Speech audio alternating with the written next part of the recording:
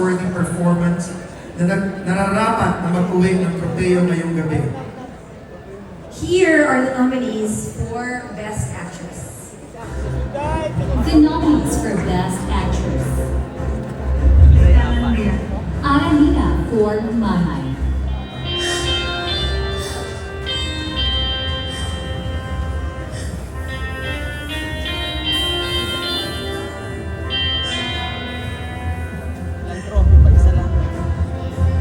Rebecca Chuansu for Her Locket, Kwento sa'yo, Teresa.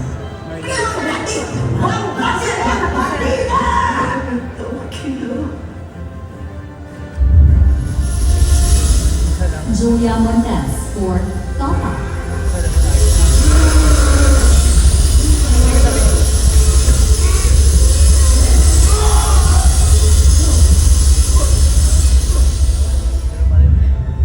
Hindi na ikaw. Julie Ann Santos for Espantajo, Hindi na ikaw yung lalaking pinahal ko. Siya kaya? My gosh. Ulit! Ulit! Sabi mo ba hindi ba iintindihan niya ako? Ulit! Sandali mo po! Sana, Catherine Bernardo for Hello Love Again, at yung mga pamilya natin, halos lahat na nangingibang bansa, nagsisimula sa ganito.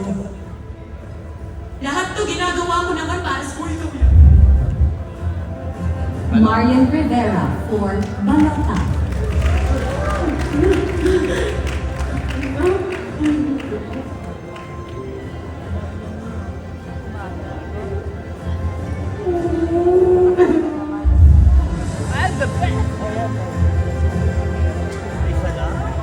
And we have a quadruple tie.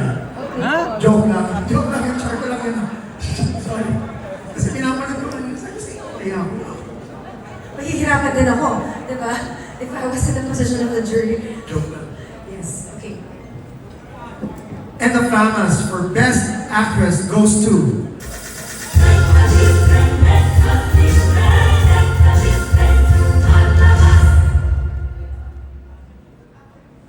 Marian Rivera, Balota.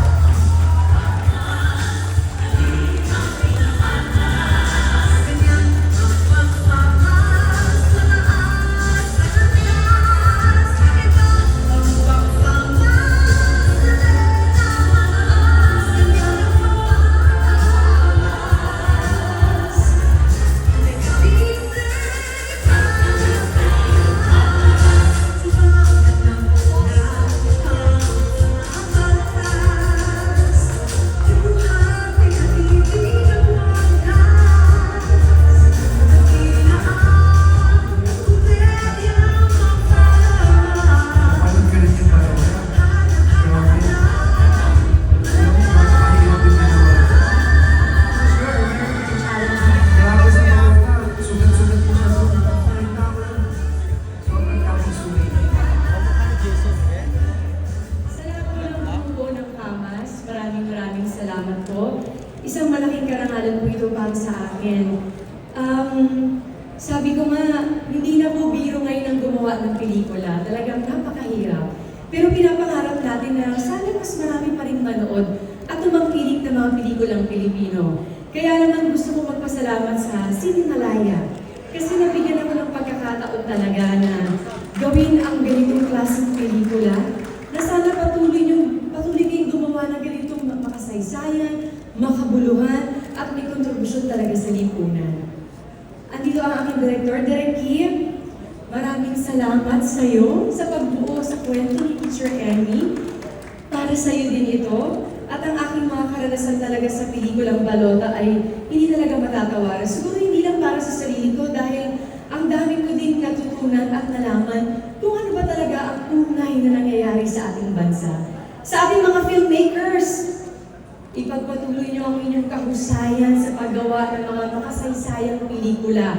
At sana sa lahat po nanood ng Balota, naihatid po namin ang mabigat na mensahe ni Teacher Emmy. Kaya naman sa lahat ng Teacher Emmy at sa lahat ng sumasagisag sa ating mga guro sa kanilang dedikasyon, sa kanilang sakripisyo at pagmamahal sa bayan, para sa inyo po ito. Muli, mabuhay ang pelikulang Pilipino. Salamat.